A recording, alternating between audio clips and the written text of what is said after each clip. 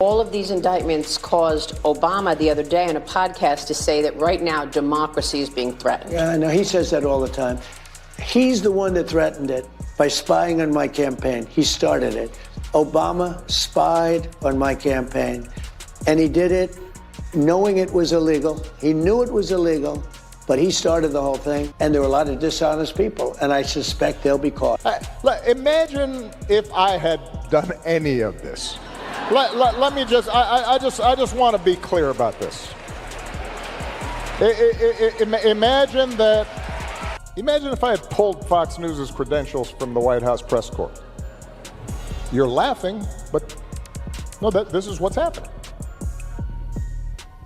Imagine if I'd said to law firms that were representing parties that were upset with policies my administration had initiated, that you will not be allowed into government buildings. All right, folks, before we jump into this absolute chaos, smash that like button right now if you miss having a real leader like Barack Obama. Don't forget to subscribe because Trump is giving us new content daily with his meltdowns, and you won't want to miss a single one. Here's what went down, and I need you to tell me in the comments, when did you first realize Trump had completely lost it? For me, it was when this 79-year-old man posted an AI-generated video of Barack Obama getting arrested.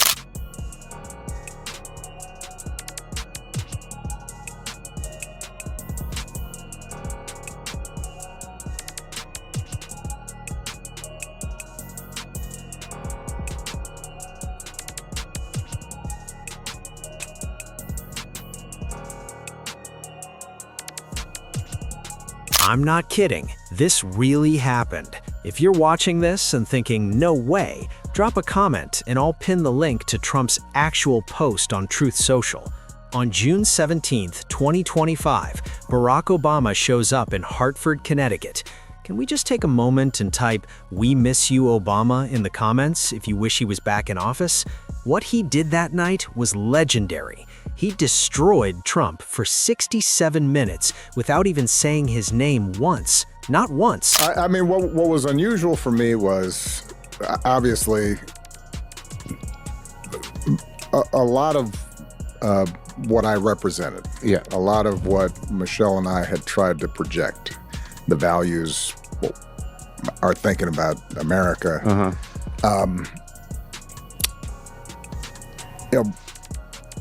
My successor seemed to represent the opposite. Right. Not seemed, did. Yeah. And so I think there was a lot of anger, a lot of sadness, some fear among a big chunk of the country. Obama stands there and tells us, if you regularly follow what's being said by those in charge of the federal government right now, there's a weak commitment to democracy. Boom. And I'm watching this, thinking, hit that like button if you were cheering at your screen too. This is it, the moment Trump's head actually explodes. You know he was watching, probably throwing his Big Mac at the wall. We will punish you economically for dissenting from the Affordable Care Act or the Iran deal. We will ferret out students who protest against my policies.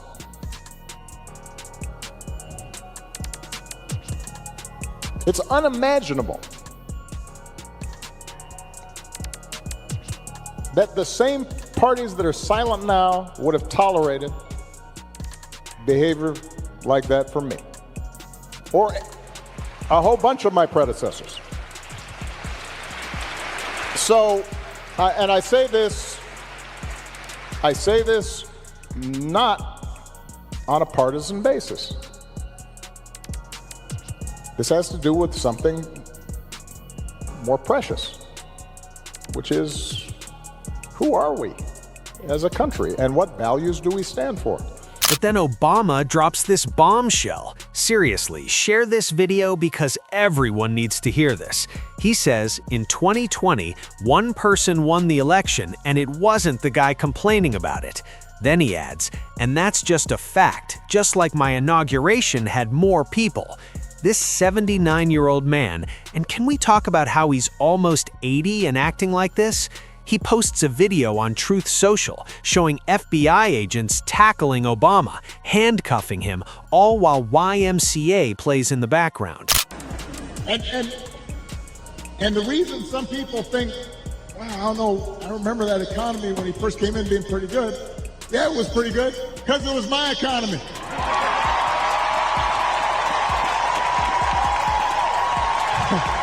We had had 75 straight months of job growth that I handed over to him.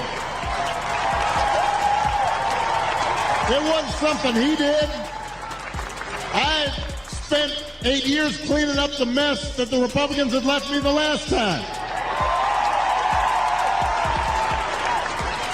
So just in case everybody has a hazy memory,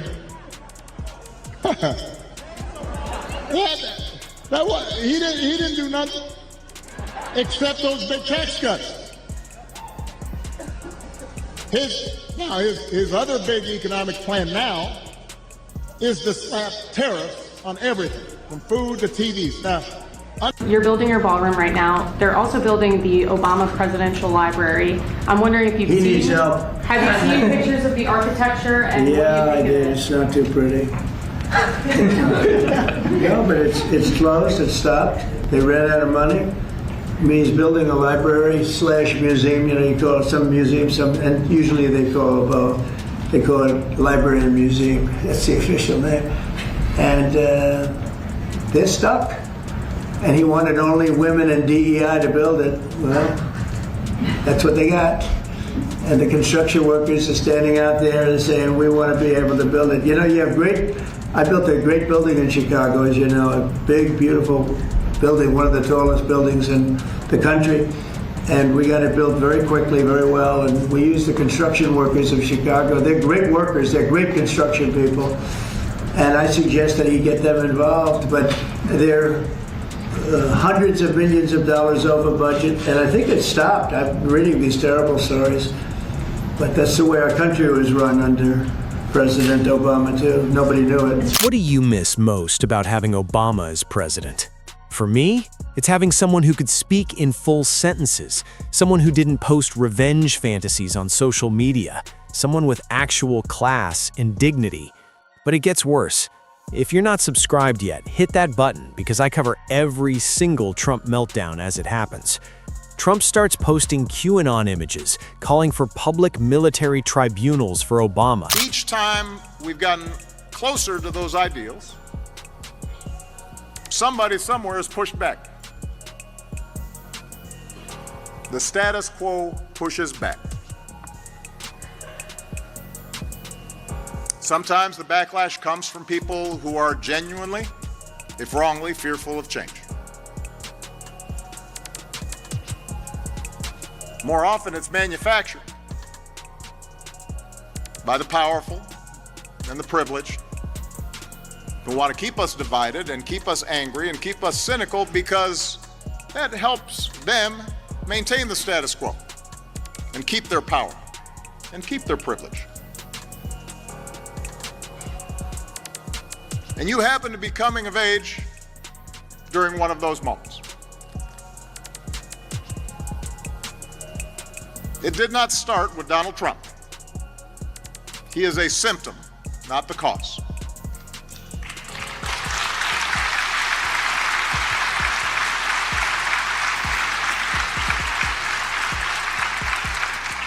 He's just capitalizing on resentments that politicians have been fanning for years. A fear and anger that's rooted in our past, but it's also born out of the enormous upheavals that have taken place in your brief lifetimes. Military tribunals? Guys, pause the video right now and comment, Obama was the real president, if you think Trump is just jealous that he'll never be half the man Obama is. And then, because there's always more with Trump, he meets with the president of the Philippines in the Oval Office, and instead of acting presidential, he accuses Obama of treason, a death penalty crime, all because Obama hurt his feelings. Well, based on what I read, and I read pretty much what you read, it would be President Obama. He started it. And Biden was there with him, and Comey was there, and Clapper, the whole group was there. Brennan, they were all there in a room. Right here, this was the room. This is much more beautiful than it was then, but that's okay. I have nice pictures up that came out of the vaults. They were there for 100 years. This is much more beautiful. We got Barack Hussein Obama. They're the ones, and then you have many, many people under them. Susan Rice, they're all there. The names are all there. And I guess they figured they're going to put this in classified information and nobody will ever see it again, but it doesn't work that way. And it's the most unbelievable thing I think I've ever read. So you ought to take a look at that and stop talking about nonsense, because this is big stuff. Never has a thing like this happened in the history of our country. And by the way, it morphed into the 2020 race. And the 2020 race was rigged, and it was a rigged election. And because it was rigged, we have millions of people in our country. We had inflation. We solved the inflation problem. But millions and millions of people came into our country because of that. And people that shouldn't have been, people from gangs and from jails and from mental institutions, people that we don't want in our country, people that we're getting out, dangerous people. 11,888 murderers, many of them, 50%, more than 50%, murdered more than one person. I hate to say this with such a distinguished guest, but you know, they asked me a question. I got to answer the question. No, Barack Hussein Obama is the ringleader. Hillary Clinton was right there with him, and so was Sleepy Joe Biden, and so were the rest of them. Comey, Clapper, the whole group. And they tried to rig an election, and they got caught. And then they did rig the election in 2020. And then because I knew I won that election by a lot, I did it a third time, and I won in a landslide. Every swing state won the popular vote. But I won that all the same way in 2020. And look at the damage that was caused. Now, really think about this and tell me in the comments, what do you think Trump is most jealous of when it comes to Obama? Is it that Obama is actually intelligent? That Michelle Obama is a real first lady, not a mail-order bride? That Obama's kids actually love him? Or that Obama won the popular vote twice? Here's what kills me. Smash that like button if you agree. Trump is here tonight. Now, I know that he's taken some flack lately, but no one is happier, no one is prouder to put this birth certificate matter to rest than the Donald. And that's because he can finally get back to focusing on the issues that matter. Like, did we fake the moon landing? What really happened in Roswell? And where are Biggie and Tupac? Say what you will about Mr. Trump. He certainly would bring some change to the White House. Obama gives thoughtful speeches about democracy. Trump posts fake arrest videos at 3 a.m. Obama united the country. Trump divides it. Obama had the respect of world leaders. Trump is a global laughingstock. Trump's director of national intelligence, Tulsi Gabbard, claims she has evidence that Obama orchestrated a coup in 2016, the year Trump won. How does that even make sense? Comment below if your brain hurts trying to understand Trump's logic. But here's what I really want to know. If Obama could run for a third term, would you vote for him over Trump? Type Obama 2025 if you would, because I'm telling you right now, Obama would win all 50 states. She's proved time and time again that that's her orientation is, this is how we can help communities. Donald Trump, he's got the opposite orientation. And you know, this is somebody who has a history of looking down and disparaging people who are not like him. And this is well documented, right? I mean, his father built a business not renting to black people and was very explicit about it and was sued for it. And when Donald Trump wasn't even in politics, you have the case of the Central Park Five, where 5 young black kids, teenagers, are accused of beating a woman in Central Park. And he's taking out full-page ads saying they should be put to death. Turns out they were innocent.